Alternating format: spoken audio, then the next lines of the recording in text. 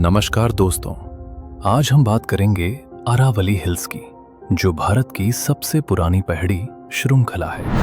ये पहाड़ियां सिर्फ पत्थर और मिट्टी नहीं है, बल्कि हमारी प्रकृति, इतिहास और भविष्य का हिस्सा है।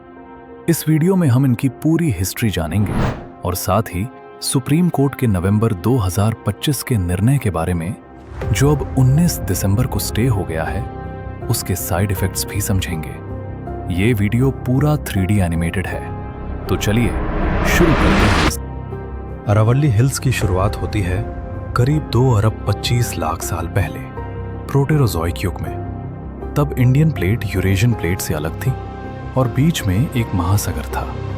धीरे धीरे समुद्री तलछट में अवसादों की परातें जमा हुई, जो टेक्टोनिक हरकतों से उभरकर पहाड़ियां बनी। ये दुनिया की सबसे पुरानी पहाड़ी श्रृंखला है, जो आज भी राजस्थान, हरियाणा, दिल्ली और गुजरात तक 670 किलोमीटर फैली हुई है।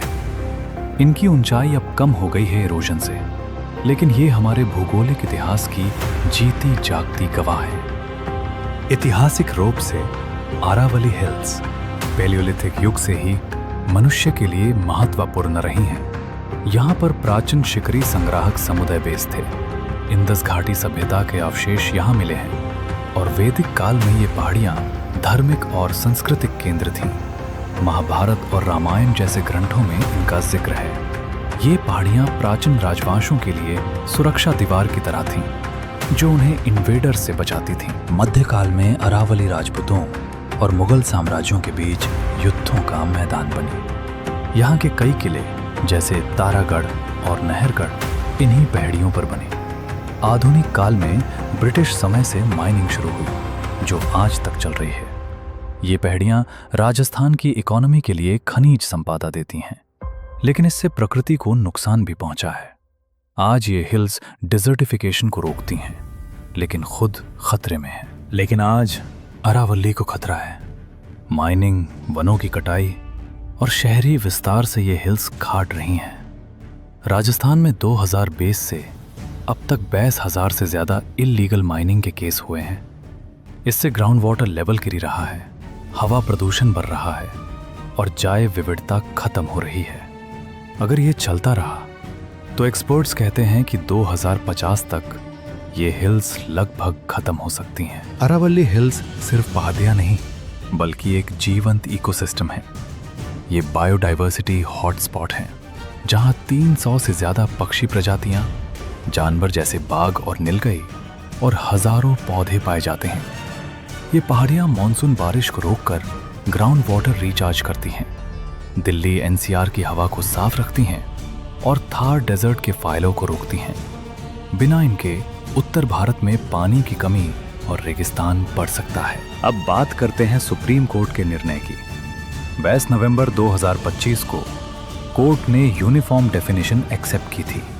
कोई भी लैंडफॉर्म जो लोकल रिलीफ से 100 मीटर या ज्यादा ऊंचाई वाला हो और 500 मीटर के क्लस्टर में हो। इससे यूनिफॉर्म सुरक्षा और माइनिंग रेगुलेशन का फ्रेम बना।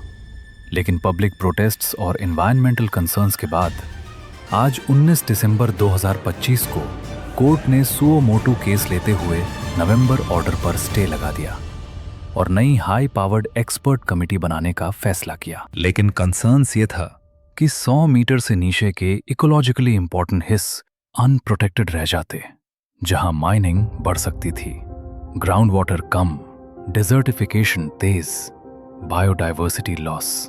इसीलिए प्रोटेस्ट्स हुए और आज स्टे लगा, ताकि नई कमेटी पूरी जांच करे। नवंबर डेफिनेशन के पोटेंशियल पॉजिटिव इफेक्ट्स दी। यूनिफॉर्म नियम सभी राज्यों में इलीगल माइनिंग पर कंट्रोल, सस्टेनेबल टूरिज्म और ग्रीन जॉब्स को बढ़ावा। लेकिन अब स्टे के साथ पूरी जांच से बेहतर इकोलॉजिकल प्रोटेक्शन मिल सकती है। तो दोस्तों, अरावली हिल्स हमारा विरासत है, जो हमें बचाती है। अब स्टे के साथ नई कमेटी से उम्मीद है बेहतर सुरक्षा की, लेकिन हमें जागरूक रहना होगा। आप भी अवेयरनेस फैलाएं, इकोलॉजिकल प्रोटेक्शन की मांग करें। लाइक, शेयर और सब्सक्राइब करें चैनल को, ताकि ऐसे टॉपिक्स पर चर्चा बढ़े। धन्यवाद। मिलते हैं अगले वीडियो में।